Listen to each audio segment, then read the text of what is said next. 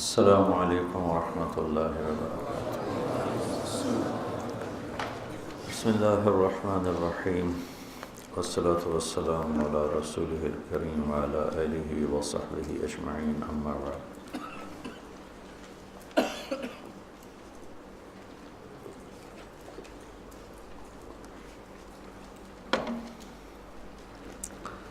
قرآن زندگی گزارنے کا وہ طریقہ حیات بتاتا ہے جس پہ چل کے پوری دنیا کے انسان کامیاب ہو سکتے ہیں۔ ھدی للناس، شہر رمضان الذی انزل فیہ القرآن ھدی للناس، اس لحاظ سے پوری دنیا کے انسانوں کی ہدایت کا سامان ہے اور پرسکون آرام دہ زندگی گزارنے کا یہ ضامن ہے۔ آج کا علم یہ ہے کہ پیسے ہونے چاہیے، زندگی اپنے آپ ٹھیک ہو جائے گی، خوشحال ہو جائیں گے، خوشی آ جائے گی، اور یہ بہت بڑی غلط فہمی ہے۔ زندگی پیسے سے نہیں بہلتی، زندگی احساسات کا نام ہے، اور احساسات پروان چڑھتے ہیں اچھے رویوں سے۔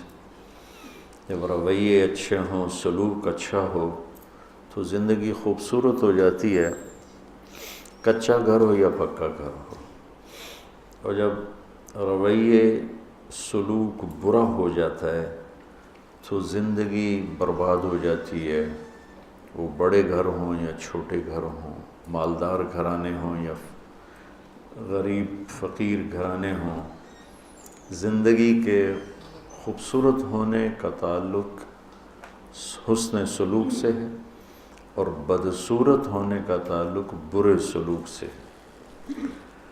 سورہ آل عمران کے بعد سورہ نساء اور مائدہ، دو صورتیں اکٹھی ہیں، اور دونوں کا فوکس ہے گھریلو زندگی پر۔ اس میں کوئی ایک آیت نہیں پڑھ رہا ہوں، دونوں صورتوں میں جو مین مسئلہ ڈسکس ہوا ہے، نساء، نام ہی نساء ہے۔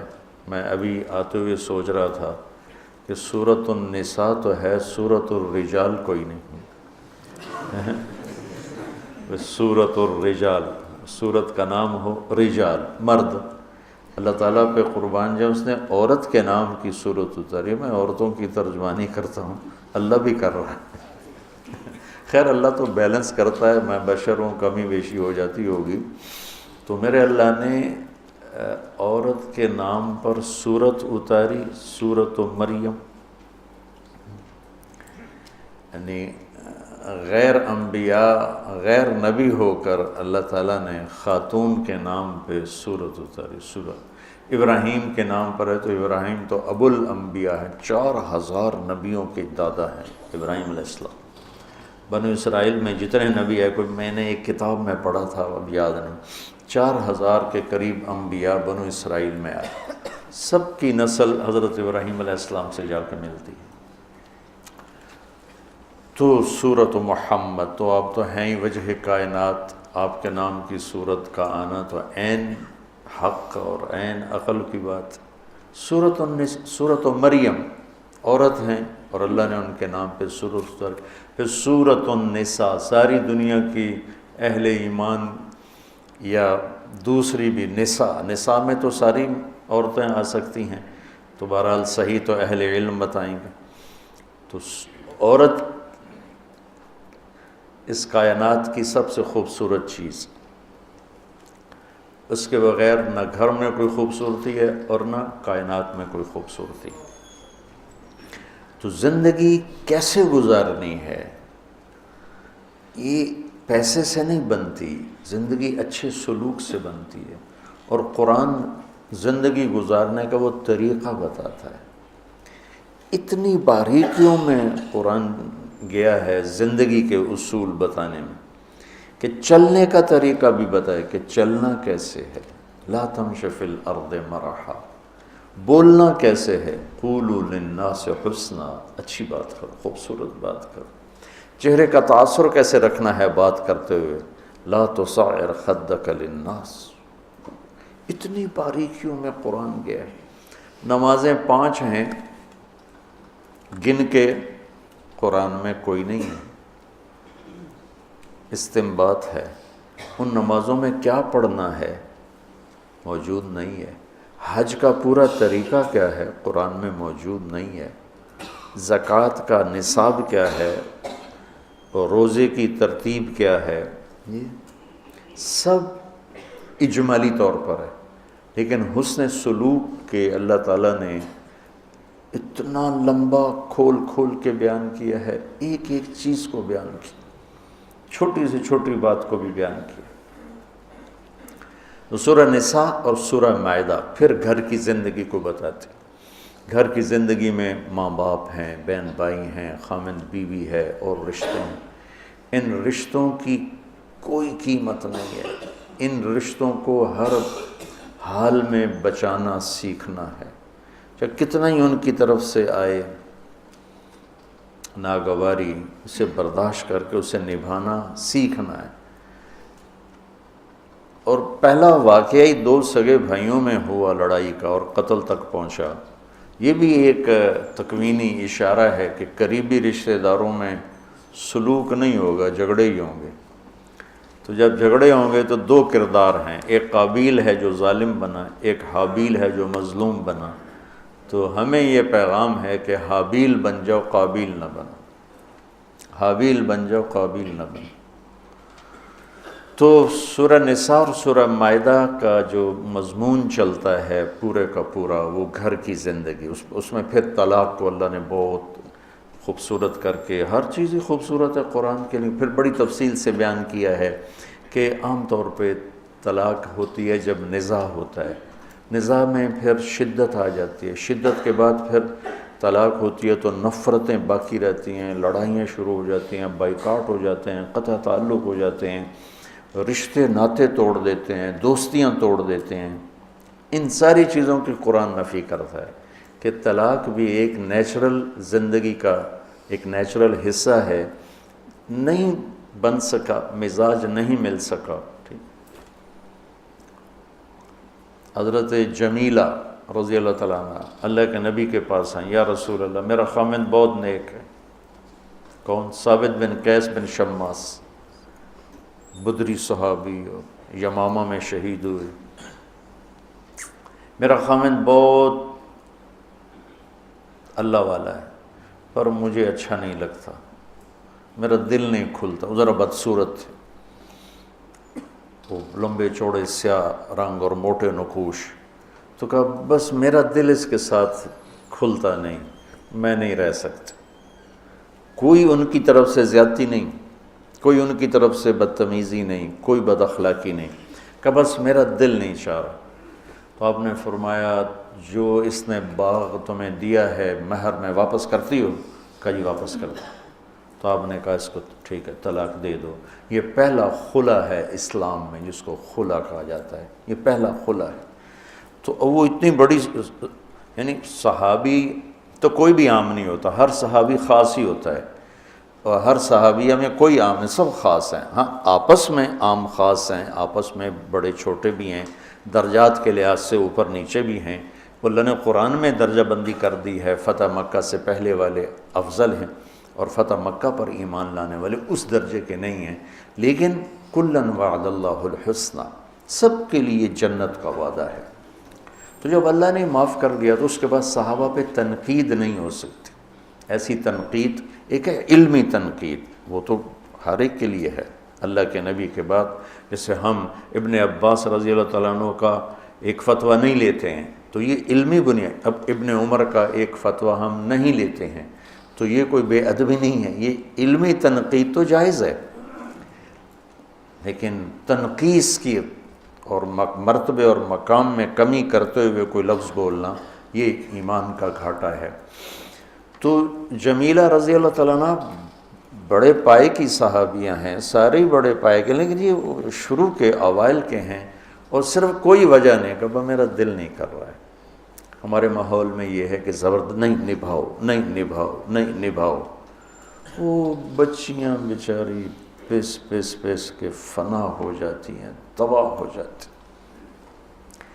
ایک آدمی جانور ہے، اسے کوئی عقل نہیں ہے، وہ گالیاں بھی دیتا ہے، مارتا بھی ہے، بے عزت بھی کرتا ہے، تو نہیں تو صبر کر، نہیں تو صبر کر، یہ غلط ہے۔ طلاق اسی لیے ہے کہ جب کسی ایسے جانور سے واسطہ پڑ جائے تو بچی کی زندگی بچا لو، اسے روزانہ مرنے کے لیے مت چھوڑو، اور اللہ تعالیٰ چاہے گا تو اپنے غیب سے کوئی اچھا اس سے بہتر انتظام کر دے گا۔ تو بیواؤں سے اور مطلقہ سے شادی کرنا، میرے نبی نے پہلی شادی بیوہ سے کی، ساری شادیاں بیوہ مطلقہ، ایک کنواری حضرت عائشہ رضی اللہ تعالیٰ عنہ، باقی سب بیوہ اور مطلقہ سے شادیاں ہیں۔ میں وہ لاہور یونیورسٹی ہے UMT، تو میں وہاں بیان کر کے بیٹھا تھا ان کے آفس میں، تو مجھے کسی نے کہا باہر ایک بچی ملنا چاہتی ہے، بہت رو رہی ہے۔ میں گیا تو ایک کمرے میں اس کو میں نے بٹھایا، چونکہ مسلسل رو رہی تھی، تو میں نے پوچھا کیا مسئلہ ہے؟ تو اس نے کہا کہ آپ عورتوں کے بڑے حقوق بیان کرتے ہیں، لیکن آپ مطلقہ لڑکیوں کے بارے میں کبھی کچھ نہیں کہتے۔ تو میں نے کہا تمہیں طلاق ہوئی ہے؟ کہا جی۔ کیوں ہوئی ہے؟ کہا میرا شوہر مجھ سے بہت محبت کرتا تھا، بس میرا سسر جو تھا وہ کہتا تھا میں نے چنگی نہیں لگ دی، انہوں طلاق دے دی۔ تو 1 سال تک تو میرے خامن نے پریشر برداشت کیا والدین کا، پھر وہ مجبور ہو کہ اس نے روتے ہوئے کہا کہ میں باپ کا پریشر نہیں برداشت کر سکتا، میرے پاس کوئی جائے پناہ بھی اور کوئی نہیں ہے، تو پھر اس نے مجھے چھوڑ دیا، اور کوئی وجہ نہیں تھی۔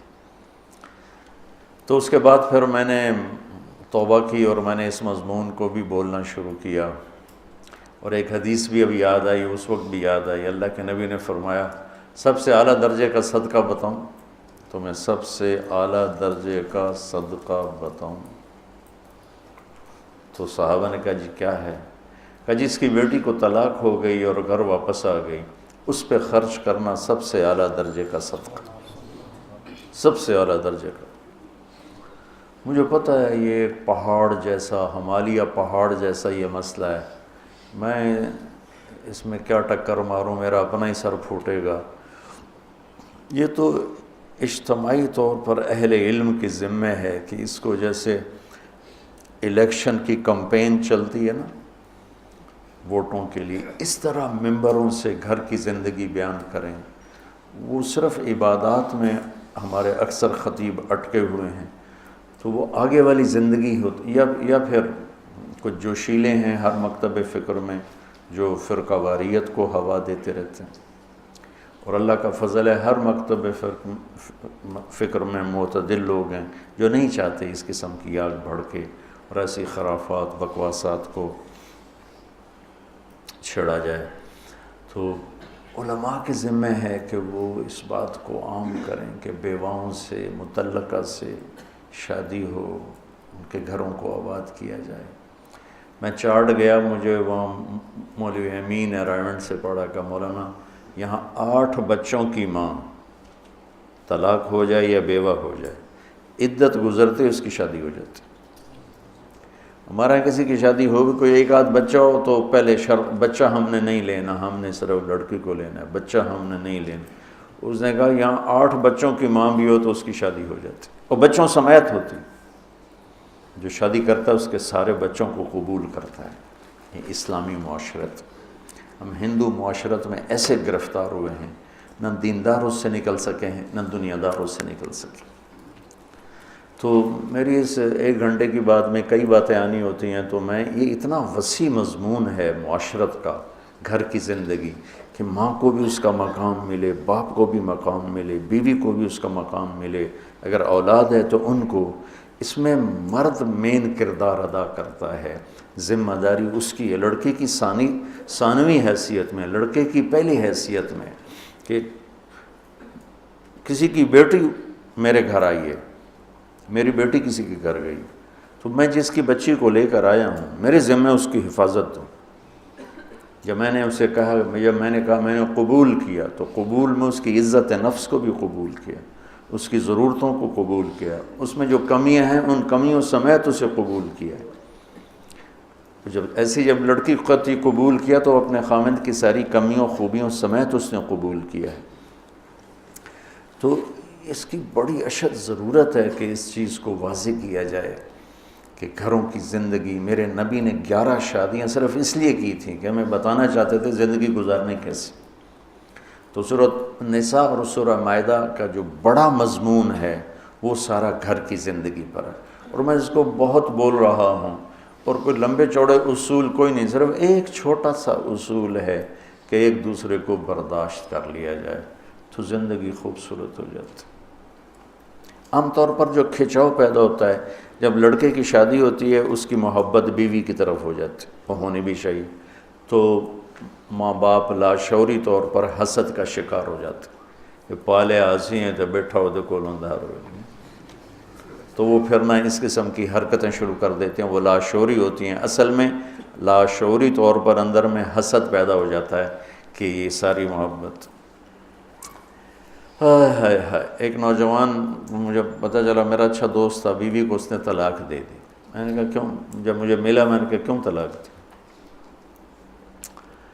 کہنے لگا جی بس دونوں ماں باپ کا ایک ہی تانا تھا، بیوی دی کچھ چی وڑیا رہندا ہے، بیوی دی کچھ چی وڑیا رہندا، سن تک کدی پوچھدا ہی نہیں، سن تک کدی پوچھدا ہی نہیں۔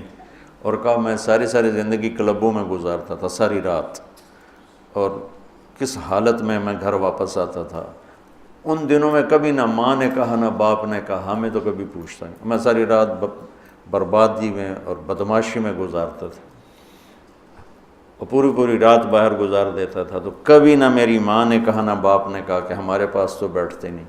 جب میری شادی ہوئی تو ہر روز یہ تانا، بیوی دی کچھ چی وڑ گیا، نہ ماں دا پتہ ہے سو کی کر رہی ہے، نہ ابے دا پتہ ہے کی کر رہی ہے۔ وہ اتنا اس نے سنا، اتنی ٹینشن میں گیا کہ اس نے طلاق دی تھی۔ اگر ظالم کوئی مشورہ ہی کر لیتے، اتنا بڑا قدم اٹھا رہے ہو، کسی کی بیٹی کی زندگی برباد کر رہے ہو، اور کم از کم مشورہ تو کر لیتے کسی سے کہ تیرے ماں باپ ظالم ہیں، وہ تیرا گھر اجاڑ رہے ہیں۔ تو کہیں اس کا الٹ بھی ہوتا ہے کہ وہ لڑکی ایسی بدتمیز ہوتی ہے کہ ماں باپ کو تگنی کا ناچ نچا دیتی ہے، یہ کیسز بھی ہیں۔ تو بس ایک چیز کو اگر لے لیا جائے کہ حسن سلوک، میٹھا بول، جانے والی بچی سسرال سسر ساس کو ماں باپ بنا لے، اور ساس سسر آنے والی بچی کو بیٹی بنا لے، جیسے بیٹیوں کے نخرے اٹھائے جاتے ہیں اس کے نخرے اٹھاؤ، خامد اسے عزت دے، بیوی خامد کو عزت دے، کمی بیشی ہونا لازمی چیز ہے، برداشت، زندگی بہت عالی شان ہو جائے۔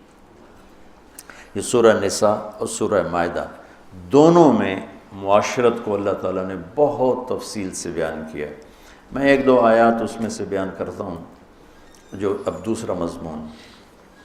سورہ قرآن میں قسمیں ہیں، قرآن قسمیں اٹھاتا ہے، تو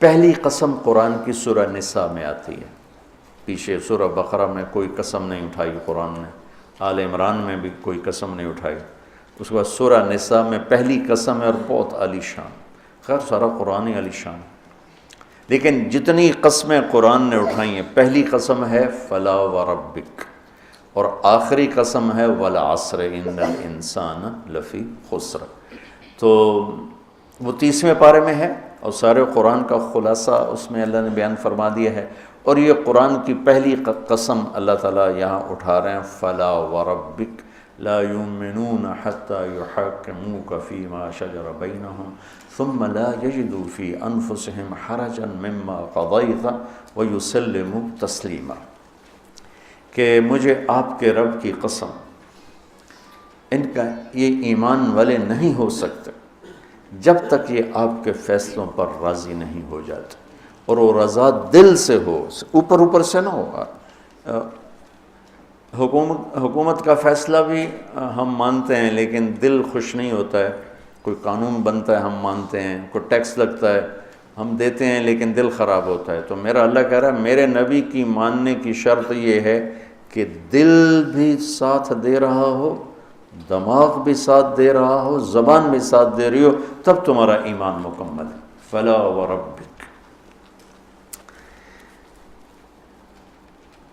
یہ اتنی خوبصورت قسم ہے قسمیں تو بہت ہیں، والشمس وضحاہا والقمر اذا تلاہا، اس میں 11 قسمیں ہیں،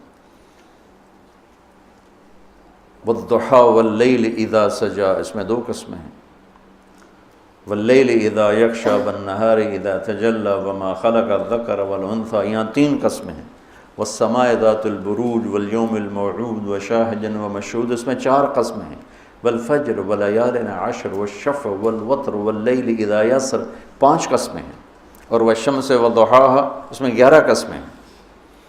سب سے حسین قسم قرآن کی ہے سورہ نساء، فلا وربک، کیا ہے؟ اے میرے محبوب مجھے آپ کے رب کی قسم۔ اچھا، خود ہی تو رب محمد ہے، اور قسم ایسے اٹھا رہا ہے اللہ جیسے رب محمد کوئی اور ہے اور خود قسم اٹھانے والا کوئی اور ہے، مجھے آپ کے رب کی قسم۔ یہ اظہار محبت کی انتہا ہوتی ہے کہ بولنے والا اس طرح تاثر دے کہ 2 شکلیں پیدا ہو جائیں، ایک محبوب کے ساتھ جڑی ہوئی شکل ہو اور ایک اس سے جدا شکل ہو، اور ہو دونوں میں ایک ہی، خود ہی ہے، رب محمد آپ خود ہے۔ فلا وربک، مجھے آپ کے رب کی قسم۔ سبحان اللہ، کیا کمال ہے، کیا جمال ہے، کیا حسن ہے، مجھے آپ کے رب کی قسم۔ کتنا پیار ہے اس میں۔ مجھے آپ کے معبود کی قسم بھی تو اللہ کہہ سکتا تھا، مجھے تیرے معبود و الہک و خلاقک، مجھے آپ کے خالق کی قسم، مجھے آپ کے معبود کی قسم نہیں ہے، رب جس میں ہے ہی محبت، پالنے والا،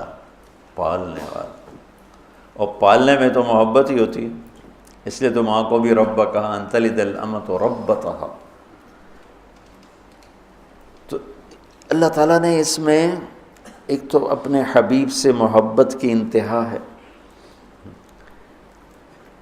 اور ایک مطالبہ ایسا عالی شان ہے قسم کے مطابق، فلا وربک، اے میرے محبوب یہ بتا دیں ان سب کو، مجھے آپ کے رب کی قسم۔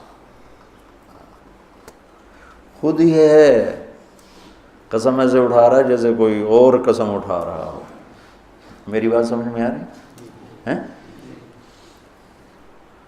مجھے سمجھ میں نہیں آتا کہ میں اس کو کس طرح واضح کروں، جو فیلنگز ہیں میری اس جملے کے بارے میں، اس کے لیے میرے پاس الفاظ کوئی نہیں، اور تفاسیر زیادہ مجھے دیکھنے کا موقع نہیں ملتا ہے، بلکہ بالکل ہی نہیں ملتا ہے، زیادہ میں کیا کہوں، کہ کسی نے اس کو کھولا ہے کہ نہیں کھولا، کہ یہاں اللہ نے جو محبت کا اظہار کیا ہے ایک عجب انداز میں، وہ دیکھنا آپ لوگ، کسی مفسر نے یہ نقطہ جو اللہ نے مجھے سمجھایا ہے یہاں، یہ کسی نے اس کو اٹھایا ہے تو کس طرح بیان کیا ہے، مجھے آپ کے رب کی قسم۔ انہیں بتا دیں،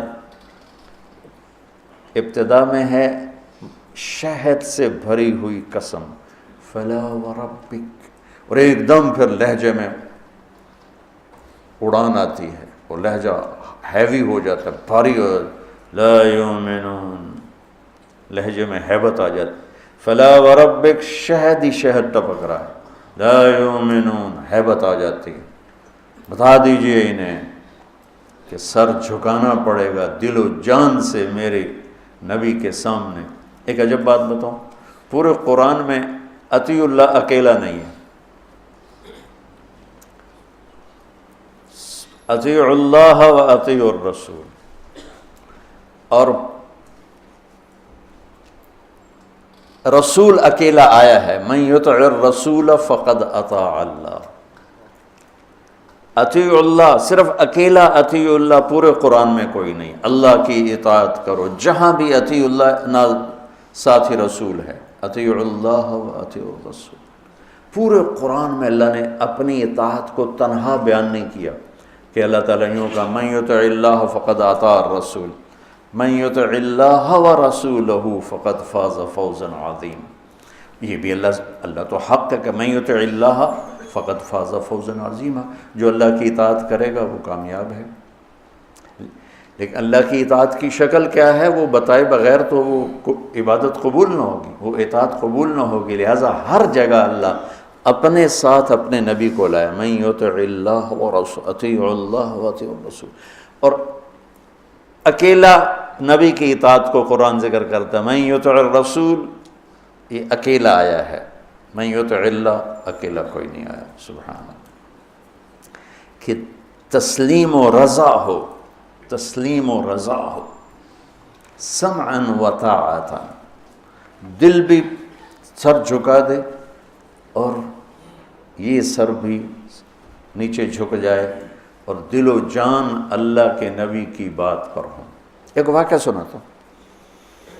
ایک صحابی آئے، کہنے لگے یا رسول اللہ میرا پڑوسی ہے، وہ منافق تھا، اس کی کھجور تھوڑا یوں ٹیڑھی ہو کر میرے گھر کی طرف اس کے شاخیں ہیں، جب پھل آتا ہے تو کھجوریں پک کر نیچے گرتی ہیں، میرے چھوٹے چھوٹے بچے ہیں وہ اٹھا لیتے ہیں، تو یہ ادھر سے بھاگا بھاگا آتا ہے اور ان کے منہ سے کھجوریں نکال لیتا ہے. تو آپ مہربانی کریں صرف اس کو یہ سمجھا دیں کہ اتنی سختی نہ، جو گر گئی کھجور وہ تو گر گئی، کسی نے بچے نے اٹھا لی، تیرے کام کی تو ہے نہیں. تو آپ نے کہا ٹھیک ہے. آپ نے اسے بلایا، کہا بھائی وہ کھجور کا میں تمہارے ساتھ سودا کرنا چاہتا ہوں. کہا جی کیا؟ کہا وہ مجھے دے دو اور اس کے بدلے میں جنت میں ایک کھجور مجھ سے لے لو. اور وہ تو تھا منافق، وہ کہنے لگا یا رسول اللہ یہ کھجور مجھے بڑی پسند ہے، میرے بچوں کو اس کا پھل بڑا پسند ہے، ہم سارے گھر والے اس کے پھل کے بڑے شیدائی ہیں، اگر کوئی اور کھجور آپ فرماتے میں فوراً پیش کر دیتا، لیکن یہ بڑا مشکل ہے، یہ تو نہیں دے سکتا. آپ خاموش ہو گئے، اٹھ کے چلا گیا. ابو الدحداح ایک انصاری صحابی بیٹھے ہیں، وہ کہنے لگے یا رسول اللہ اگر میں آپ کو وہ کھجور لے کے دے دوں تو مجھ سے وعدہ فرماتے ہیں جنت میں کھجور لے کر دیں گے؟ ہم نے کہا ہاں جو بھی کر دے، میں وعدہ. میں کہا بہت اچھا. پیچھے پہنچ گئے، اے بھائی کھجور کا سودا کرو. کرے جا میں نے اللہ کے نبی کے ساتھ نہیں کیا، تمہارے ساتھ کروں. کہنے لگے منہ مانگی قیمت لے لو. کہا بھائی میں نے بیچنی نہیں. کہا بھائی تو مانگ تو صحیح. تو اس نے جان چھڑانے کے لیے کہا نہ نومن تیل جلے گا نہ رادھا ناچے گی.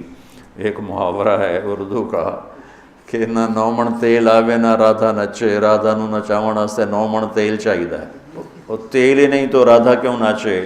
تو اس نے کہا میں ایسی قیمت مانگوں کہ یہ دے ہی نہ سکے. کہنے لگا اپنا باغ دے دو اور کھجور لے لو. اس کے باغ میں 600 کھجوریں تھیں. ابو الدحداح کے باغ میں 600 کھجوروں کا باغ تھا. یہ بطور اگر آپ اس کو کسی ذمہ دار کی آنکھ سے دیکھو تو یہ اتنی بڑی یہ دولت اور سرمایہ ہے. 600 کھجوروں کا باغ مانے رکھتا ہے. سبحان اللہ. ابو الدحداح کی سنو، کہہ رہے ہیں پھرو گے تو نہیں، اپنے معاہدے سے پھرو گے تو نہیں. سبحان، پھرنا تو اس کو چاہیے. نہیں میرا دماغ خراب ہے، 600 کھجوراں تینوں دے کے دے، آپ میں روٹی کی تھکاؤں. یہ تو ان کو یہ کہنا چاہیے تھا. یہ یوں کہہ رہے ہیں اپنی بات سے پھرو گے تو نہیں. انہوں نے کہا میں کیوں پھروں گا، میں کوئی پاگل ہوں. کہا ڈن، باغ تیرا کھجور میری. فلا وربک، دوڑ لگائی یا رسول اللہ یا رسول اللہ، ابشر مبارک. کیا ہوگا؟ کہ میں نے کھجور خرید لی، اب آپ اس کو دے دیں. آپ نے فرمایا کتنے میں؟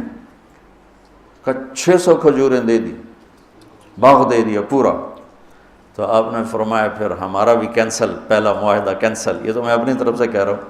پہلے تو ایک کھجور تھا، کھجور کے بدلے کھجور تھی، تو نے تو باغ دے دیا، تو سن اپنے نبی کی زبان سے، کم من عدق رداح ودار فیاح لابی الدحداح، میں ابھی دیکھ رہا ہوں تیرے لیے جنت میں بے شمار باغات اللہ نے لگا دیے اور تیرے لیے عالی شان گھر بنا دیے، چونکہ ہر باغ میں انصار گھر بناتے تھے، تو کہا جتنے باغ ہیں اتنے تیرے محل ہیں، میرے رب نے تیرے لیے بنا دیے۔ کہا فزت ورب الکعبہ، رب کعبہ کی قسم مجھے اور کچھ نہیں چاہیے، اور وہاں سے دوڑ لگائی اور پہنچے اپنے باغ، اندر نہیں گئے، چار دیواری ہوتی تھی حفاظت کے لیے، اندر نہیں گئے کہ کہیں دیکھ کے کوئی دل پہ اثر نہ ہو جائے، باہر سے۔ ام الدحدہ، کھجوروں کے زمانے میں انصار باغوں میں شفٹ ہو جاتے تھے راکھی کے لیے، حفاظت کے لیے، تو بچے اور بیوی باغ میں تھے، تو انہوں نے اندر سے جواب دیا جی، کہ باہر آ جاؤ۔ کیا ہوا؟ کہ ہم نے باغ اللہ کے نبی کے ہاتھ بیچ دیا ہے اور اس کے بدلے میں ہمیں جنت میں باغ مل گیا ہے۔ تو ان کی بیگم نے یہ کہا ربح البیع، کیا بڑا سودا کر لیا آپ نے، کیا بڑا سودا کر لیا آپ۔ حالانکہ وہ کہتی ہے بچے کہاں سے کھائیں گے، ہم کہاں سے کھائیں گے، روٹی کہاں سے آئے گی، انہوں نے کہا ربح البیع، بہت عالی شان سودا کیا ہے۔ یہ مزاج ایمان ہے اللہ کے رسول کے سامنے، کہ ہمیں آپ کے سانچے میں ڈھلنا ہے۔ جس سے پیار ہوتا ہے آدمی اس کی ایک ایک ادا کو اپناتا ہے۔ اس لیے میں کہا کرتا ہوں اپنے نبی کی نقل ہی اتار لو تو اللہ اصل کا معاملہ کر دے گا، کہ اللہ کو اپنے نبی کی ہر شے پسند ہے، تو یہاں نقل مار کے پاس ہو جاتے ہیں۔ اگر میں اپنے نبی کا حلیہ ہی بنا لوں، حلیہ ہی بنا، وہ یہ محاور کہتے ہیں شکل مومنہ کرتوت کافرہ، تو میں کہتا ہوں شکل بھی کافرہ بنا لے، کرتوت بھی کافرہ بنا لے، یہ تو دو گناہ ہو گئے۔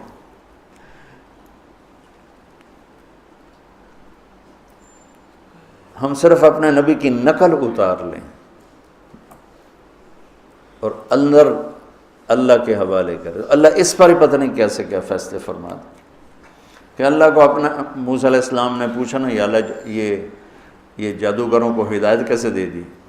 کہا تیری نقل اتار کے آئے تھے، تیرے جیسا لباس پہن کر آئے تھے، مجھے اچھے لگے، میں نے سب کو ہدایت دی تھی۔ تو ہم بھی اپنے نبی کی نقل اتار لیں، پھر اپنے جنت میں ایک جمعہ بازار لگے گا، حدیث یاد آ گئی، تو اللہ کے دیدار سے جب واپسی ہوگی ہر جمعے یہ بازار لگے گا، عورتوں کا الگ ہوگا، مردوں کا الگ ہوگا، اور اس میں جنت کی حوروں کے لیے نہیں، ایمان والی عورتوں کے لیے یہ بازار ہے اور مردوں کے لیے۔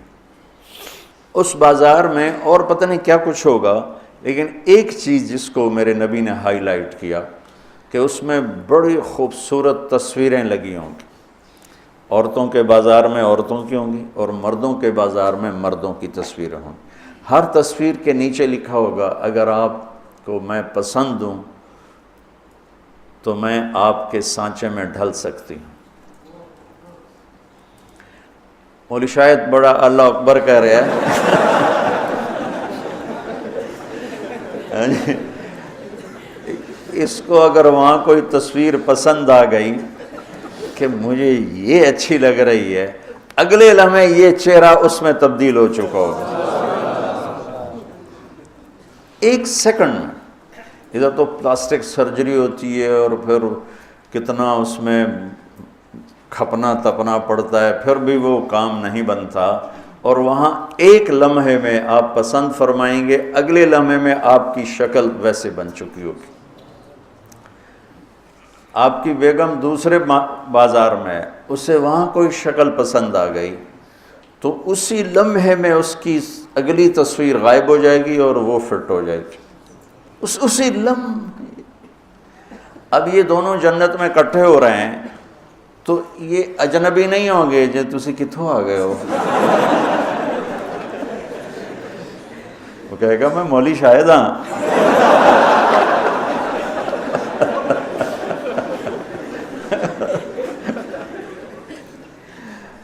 ایک دم پہچانیں گے کہ ہاں یہ میرا خاوند شکل اللہ نے بدل دی، وہ کہے میری بیگم اللہ نے تصویر بدل، اور پہلے ہی اتنا حسن ہوگا کہ اس کو زوال نہیں ہے اور وہ لفظوں میں نہیں آ سکتا۔ کأنہن الیاقوت والمرجان، کمال، کامثال اللؤلؤ المکنون، کأنہن بید مکنون، عربا اترابا، کواعب،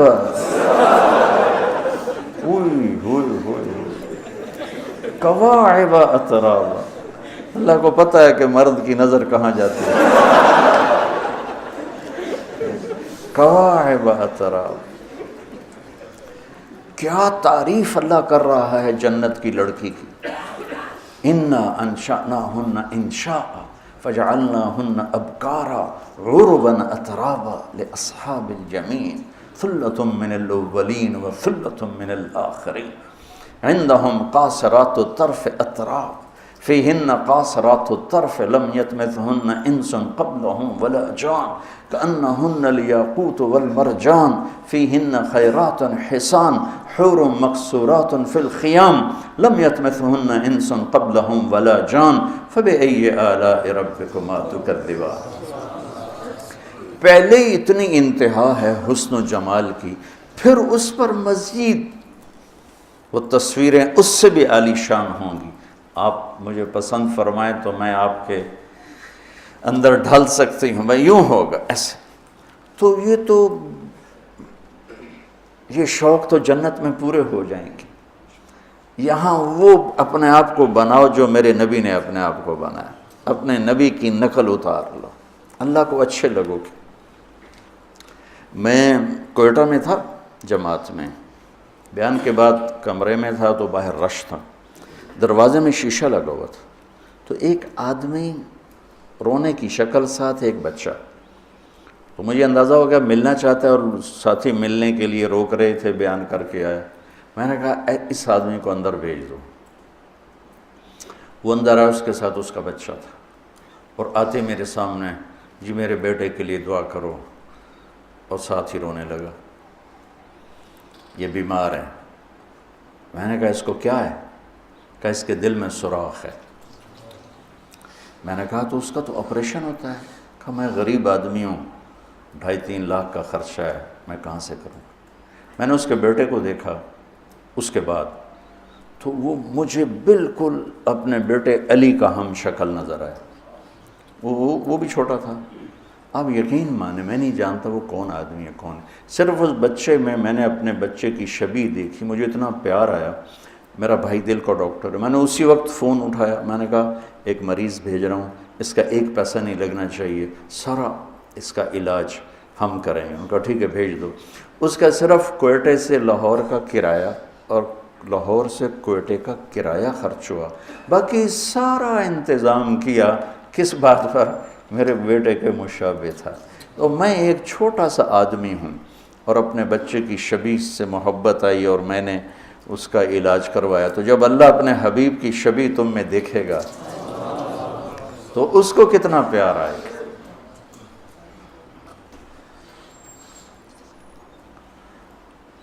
تو یہ فلا وربک میں اللہ نے اپنے حبیب سے عشق مانگا ہے، سمعن و طاعت، عشق مانگا ہے، پیار مانگا ہے، محبت مانگی ہے۔ صرف یہ نہیں مانگا کہ اس کے فیصلے قبول کرو، یہ مانگا ہے کہ دل جان کی گہرائیوں سے قبول کرو۔ پھر ایک اور آیت ہے، وَمَا أَرْسَلْنَا مِن رَّسُولٍ إِلَّا لِيُطَاعَ بِإِذْنِ اللَّهِ وَلَوْ أَنَّهُمْ إِذ ظَّلَمُوا أَنفُسَهُمْ جَاءُوكَ فَاسْتَغْفَرُوا اللَّهَ وَاسْتَغْفَرَ لَهُمُ الرَّسُولُ لَوَجَدُوا اللَّهَ تَوَّابًا رَّحِيمًا۔ یہ بھی آپ کی شان میں بہت بڑی آیت ہے۔ خیر سارا قرآن ہی آپ کی شان بیان کر رہا ہے۔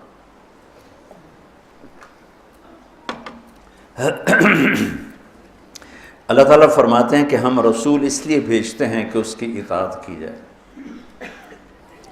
رسول اس لیے آتا ہے کہ اس کی اطاعت کی جائے۔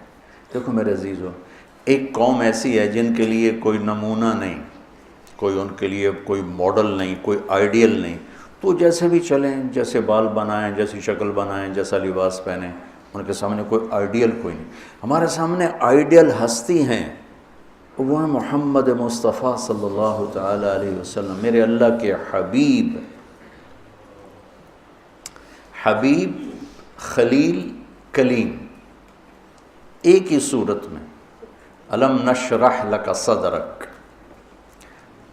موسیٰ علیہ السلام سے اللہ نے کہا اذهب الی فرعون، جائیے فرعون کے پاس۔ انہوں نے کہا رب اشرح لی صدری، یا اللہ میرا سینہ کھول، اللہ نے کھول دیا۔ لیکن اپنے حبیب کو اللہ تعالیٰ نے بن مانگے فرمایا الم نشرح لک صدرک، ہم نے آپ کا سینہ کھول دیا۔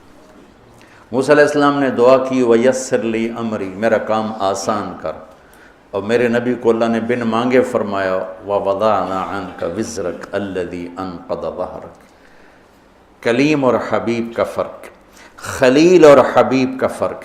خلیل ابراہیم نے دعا کی وَجَعَلْنِي لِسَانَ صِدْقٍ فِي الْآخِرِينَ، میرے بعد میرا نام اچھی یادوں کے ساتھ گونجتا رہے، اللہ نے قبول کی۔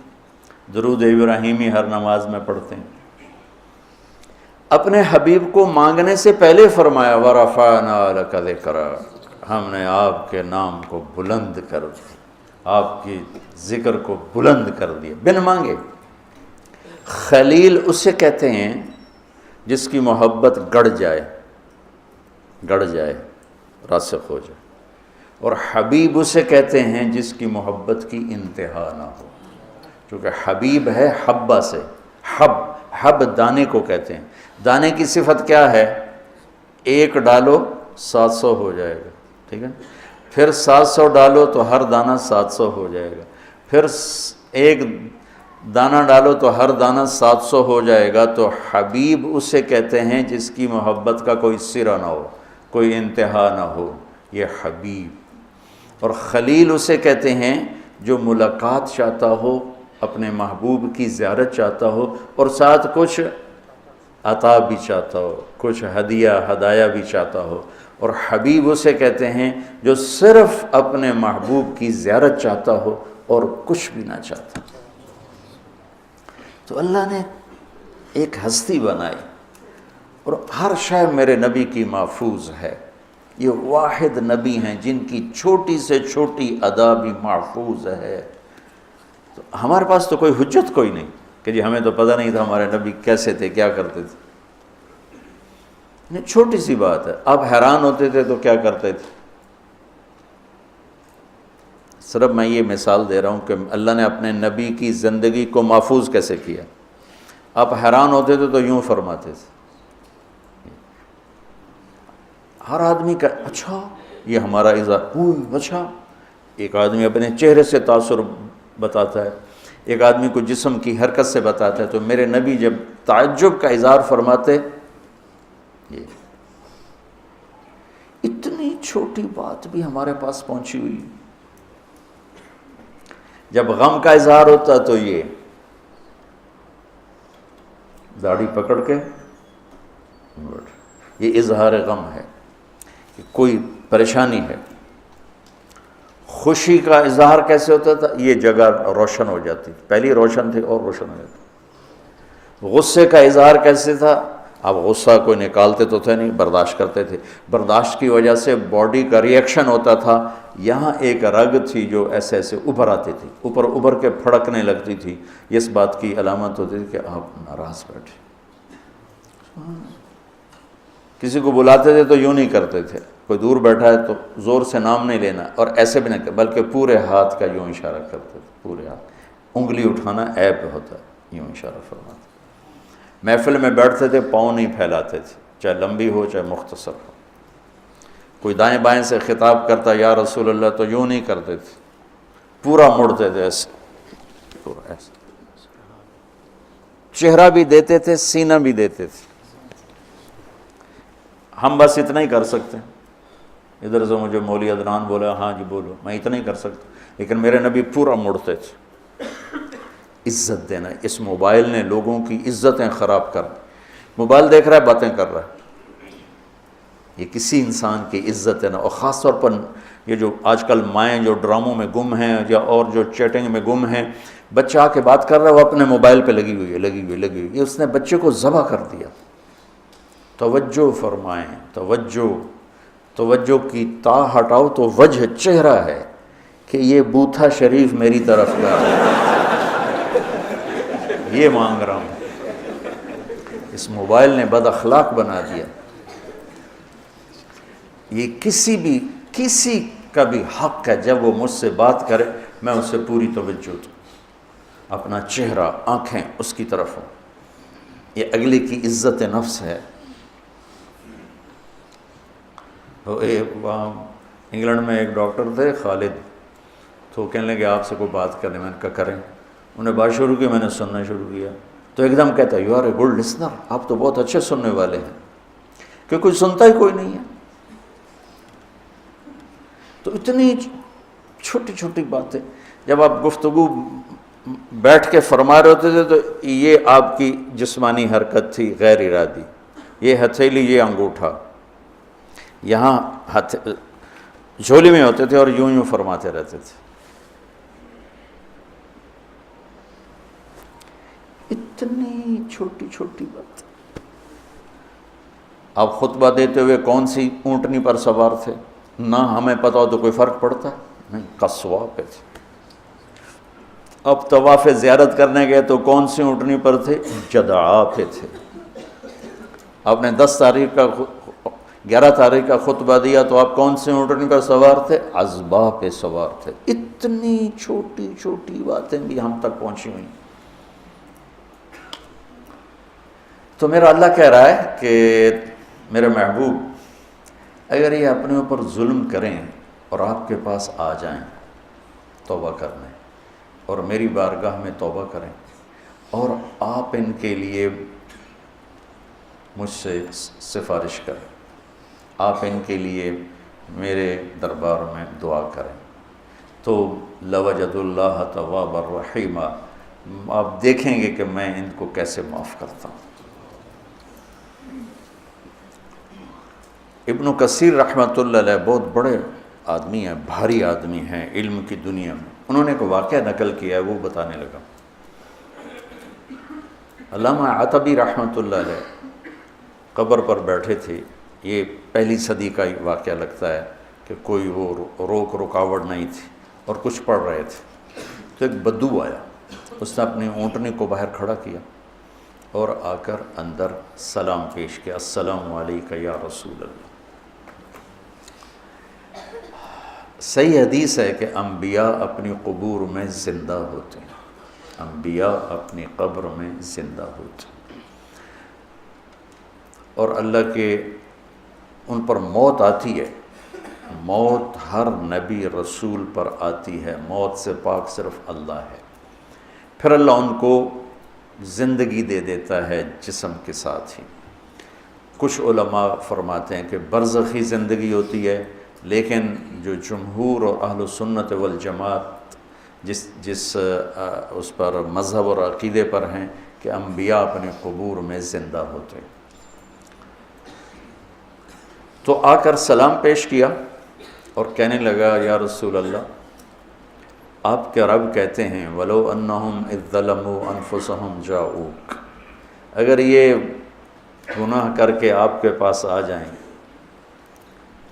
فاستغفر اللہ، اور معافی مانگیں اللہ سے، واستغفر لهم الرسول، اور آپ بھی پھر اللہ سے ہمارے لیے معافی مانگیں تو اللہ معاف کرتا ہے۔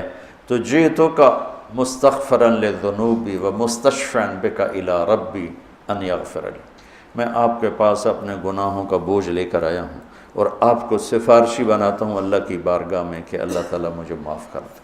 اور پھر اس نے 4 شعر پڑھے، 2 شعر اب بھی روضہ مبارک کا جو 2 پلر ہیں، جیسے یہاں کھڑے ہو کر سلام کر دیں، ایک شعر یہاں لکھا ہوا ہے، ایک شعر یہاں لکھا ہوا ہے، 2 کتاب میں لکھے ہوئے ہیں۔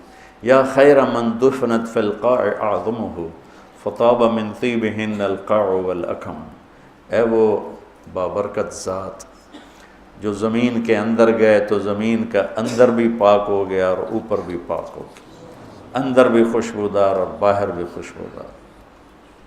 یہ ادھر ہے شعر، نفس الفداء لقبر انت ساکنہ فیہ العفاف وفیہ الجود والکرم، میری جان اس قبر پہ قربان جس میں آپ آرام فرما رہے ہیں، آپ کے ساتھ آپ کی سخاوت بھی ہے، آپ کی دریا دلی بھی ہے، آپ کی فیاضی بھی ہے۔ یہ دو شعر۔ اگلے دو، انت الشفیع الذی ترجى شفاعته علی الصراط اذا ما زلت القدم، آپ ہی وہ شفیع مذنبین ہیں کہ پل صراط پار ہوگا آپ کی سفارش اور شفاعت سے، عملوں سے نہیں، آپ کی شفاعت سے پل صراط پار ہوگا۔ وصاحباک لا انساہما ابدا، اور میں آپ کے دونوں ساتھی ابو بکر عمر کو بھی کبھی نہیں بھول سکتا۔ منی السلام علیکم ما جرى القلم، کیا شعر کہہ گیا اور کیا بات کر گیا۔ یا رسول اللہ، قیامت تک جب تک قلم چلتے رہیں میرا سلام آپ تینوں کو پہنچتا رہے۔ قلم تو کبھی رکتا نہیں، اور آج کل قلم بہت زیادہ چل رہا ہے، کمپیوٹر کتنا بڑا قلم وجود میں آ چکا ہے، تو کیا بات کر گیا۔ عرب کی فصاحت پہ قربان جاؤں، لہم السن فصیحہ۔ ایران کے بادشاہ نے کہا تھا کہ عربوں میں کیا خصوصیت ہے، تو وہ تھا امیہ بن ابی سلط، اس نے کہا لہم قلوب جریہ وانصاب محفوظہ والسنۃ فصیحہ، کہ میرا سلام پہنچے آپ تینوں کو جب تک قلم چلتا رہے۔ اور پھر وہ روتا ہوا باہر نکل گیا۔ علامات بھی وہ ایک دم نیند آ گئی، بیٹھ تو خواب میں اللہ کے نبی کا دیدار ہوا، کہا عتبی جاؤ اس بدو کو خوشخبری دے دو کہ تیری فریادیں پہنچیں اور تیری بخشش ہوگی۔ ہمارے نبی کے معجزات میں ایک معجزہ ہے کہ آپ کی قبر موجود مشہود، باقی جتنے انبیاء ہیں ان کی قبریں یقینی نہیں ہیں۔ ابراہیم علیہ السلام کی قبر موجود ہے اور کئی انبیاء کی قبریں عراق میں، فلسطین میں، لیکن یقین سے نہیں کہہ سکتے کہ واقعی یہ ہیں۔ صرف ہمارے حبیب پاک ہیں جن کی قبر مبارک یقین کے ساتھ ہے، اور آپ کا فیض آپ کے جانے کے بعد بھی دنیا میں چل رہا ہے، جاری اور ساری ہے، اور اللہ تعالیٰ نے ہمیں آپ کا امت ہی بنایا۔ تو جیسے وہ کر گئے ویسے کر دو، تو اللہ تعالیٰ جب بھی دیکھے گا خوش ہوگا میرے حبیب کی شبیہ۔ ٹھیک ہے، نیت کرتے ہو؟ اللہم لک الحمد کما انت اہلہ فصل علی محمد کما انت اہلہ وفعل بنا ما انت اہلہ انک اہل التقوی و اہل المغفرہ۔ ربنا یا غایت رغبتنا، جمعہ کی رات ہے یا اللہ، اور تیرا عرش پہلے آسمان پر ہے، اور تیری طرف سے اعلان ہے کوئی مانگنے والا ہے تو آؤ، کوئی لینے والا، کوئی توبہ کرنے والا، کوئی حاجات مانگنے والا۔ یا اللہ ہم چولیاں پھیلا رہے ہیں، ہاتھ اٹھا رہے ہیں، ہم حاجات سے بھرے پڑے ہیں، خود ہم بھی اپنی حاجات کو اتنا نہیں جانتے جتنا تو جانتا ہے۔ میرے مولا قدم قدم پہ ہمارا حفیظ بن جا، وکیل بن جا، نگہبان بن جا، آگے پیچھے دائیں بائیں اوپر نیچے سے اپنے حفاظتی حصار میں ہمیں لے لے۔ یا اللہ ہمیں دنیا کی آفات سے بچا، دنیا کی ذلتوں سے بچا، دنیا کی پستیوں سے بچا، یہاں کی بیماریوں فقر فاقے سے بچا، یہاں کی آزمائش سے بچا۔ یا اللہ پوری امت مصیبت میں ہے اور مختلف عذابوں میں ہے، یا اللہ ہماری نافرمانیوں کو معاف فرما کر امت پر چھاؤں کر دے، عافیت کی سلامتی کی چھاؤں کر دے۔ یا اللہ پوری امت میں آپس میں امت پناہ پیدا فرما دے، فرقہ واریت کی آگ کو بجھا دے، جو بھڑکا رہے ہیں یا اللہ انہیں ہدایت دے دے، اور امت میں امت پناہ پیدا فرما دے۔ اختلاف رائے، اختلاف مسلک، اختلاف مذہب کے باوجود یا اللہ آپس میں محبت سے رہنا نصیب فرما، آپس میں الفت سے رہنا نصیب فرما، ہمارے روزے قبول فرما، ہماری تراویح قبول فرما، ہمارا یہ چھوٹا سا حلقہ تیرے نام کا ہے اسے قبول فرما، اور یہ جتنے بھی اس میں شریک ہاتھ اٹھا رہے ہیں میرے سامنے یا کیمرے کے سامنے، سب کی دنیا بھی اچھی کر دے، آخرت بھی اچھی کر دے۔ یا اللہ ہم نہ تیری دنیا کا دکھ سہ سکتے ہیں نہ آخرت کا سہ سکتے ہیں۔ یا اللہ ہمیں ایمان والی زندگی دے، ایمان والی موت دے، ایمان والوں کے ساتھ حشر فرما۔ یا اللہ ہماری قبر کی تنگیاں ہمارے جانے سے پہلے ہی دور ہو چکی ہوں، اندھیرے دور ہو چکے ہوں، ہمیں قبر کے عذاب سے بچا، موت کی سختیوں سے بچا، دکھ درد والی موتوں سے بچا، ہنستے کھیلتے تیرے پاس پہنچ جائیں تو ہمیں مل کے خوش ہو جائے، راضی ہو جائے، ہمیں ایسی پیاری زندگی نصیب فرما۔ ان بچوں کو ہدایت کا علم بردار بنا، محبت کا پیغام سنانے والا بنا، انہیں ان کی نسلوں کو یا اللہ اپنے حبیب کی محنت کے لیے قبول فرما۔ اللہ میرے دیس کی حفاظت فرما، نئی آنے والی حکومت یا اللہ نیک لوگوں کے حوالے حکومت فرما، یا اللہ ہمیں بازاری لوگوں کے حوالے نہ فرما، بددیانت، جھوٹے، مکار، دغاباز، فریبی لوگوں کے حوالے نہ فرما۔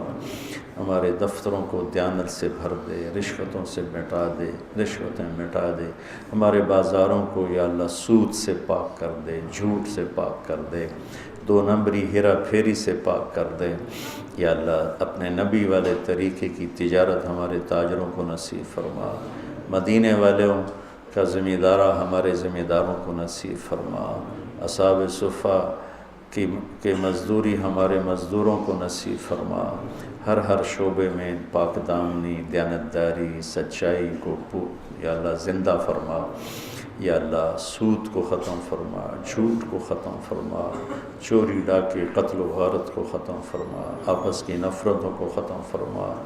یا اللہ تیری طرف سے اعلان ہو رہا ہے، مانگو ہم تجھ سے جنت مانگتے ہیں اور جنت الفردوس مانگتے ہیں۔ اور ہمارے جتنے بہن بھائی ابھی تک غافل ہیں روزوں سے، تراویح سے، انہیں اپنے گھر کا رجوع دے، انہیں روزوں کی طرف شوق دے، انہیں راتوں کو اٹھنے والا بنا، انہیں اپنی بارگاہ میں سر جھکانے والا بنا۔ جتنے آپس میں لڑے ہوئے ہیں ان کی صلح کرا دے، جو ماں باپ کے نافرمان ہیں ماں باپ کے قدموں میں جھکا دے، جو خاوند بیوی لڑے ہوئے ہیں ان میں آپس میں صلح محبت پیدا فرما دے، جو بھائی آپس میں کوئی تلخ ہیں یا اللہ ان کی آپس میں محبتیں پیدا فرما دے، جو لوگ جھوٹے مقدموں میں پھنسے ہوئے ہیں انہیں نجات عطا فرما دے، جھوٹی گواہی دینے والوں کو توبہ کی توفیق نصیب فرما، ہماری عدالتوں میں انصاف زندہ فرما، ہماری عدالتوں میں انصاف زندہ فرما، یا اللہ ہم سب سے راضی ہو جا۔ ربنا هب لنا من ازواجنا وذرياتنا قرة اعين واجعلنا للمتقين اماما، ربنا لا تزغ قلوبنا بعد اذ هديتنا وهب لنا من لدنك رحمة انك انت الوهاب، ربنا آتنا في الدنيا حسنة وفي الآخرة حسنة وقنا عذاب النار۔ اللہ ربی لا اشرک به شیئا، ربنا لا تؤاخذنا ان نسینا او اخطأنا، ربنا ولا تحمل علينا اصرا كما حملته على الذين من قبلنا، ربنا ولا تحملنا ما لا طاقة لنا به، واعف عنا واغفر لنا وارحمنا انت مولانا فانصرنا على القوم الكافرين، ربنا ما خلقت هذا باطلا سبحانك فقنا عذاب النار، ربنا اصرف عنا عذاب جهنم إن عذابها كان غراما، ربنا إننا نعوذ بك من سخطك والنار ومن آخر من شكله أزواج، ربنا واجعلنا من ورثة جنة النعيم ولا تخزنا يوم يبعثون۔ اللهم إنا نسألك خير ما سألك منه عبدك ونبيك محمد صلى الله عليه وسلم، يا الله ونعوذ بك من شر ما استعاذك منه عبدك ونبيك محمد صلى الله عليه وسلم، اللهم أنت المستعان وعليك البلاغ ولا حول ولا قوة إلا بالله، اللهم ما مننت به علينا فتممه، وما أنعمت به علينا فلا تسلبه، وما سترته منا فلا تهتكه، وما علمته منا فاغفره، اللهم إنا نسألك من خير ما تعلم ونعوذ بك من شر ما تعلم ونستغفرك لما تعلم إنك علام الغيوب، وصلى الله تعالى النبي الكريم آمين۔